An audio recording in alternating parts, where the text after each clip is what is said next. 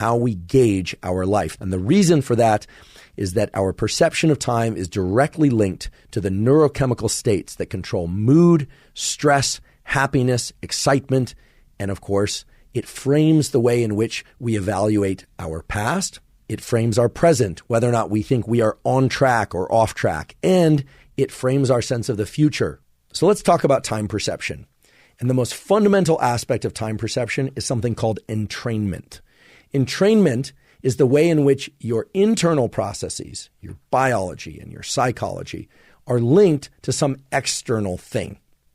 And the most basic form of entrainment that we are all a slave to all year round for our entire life are so-called circannual rhythms. We have neurons, nerve cells in our eye, in our brain, and in our body that are marking off the passage of time throughout the year. Literally a calendar system in your brain and body. And the way this works is beautifully simple. Light, seen by your eyes, inhibits, meaning it reduces the amount of a hormone released in your brain called melatonin. Melatonin has two major functions.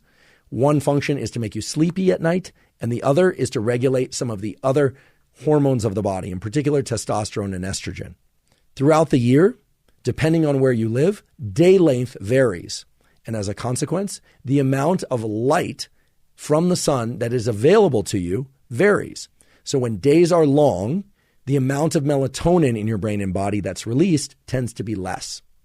When days are very short, the amount of melatonin that's released and the duration that melatonin exists in your brain and body tends to be much longer.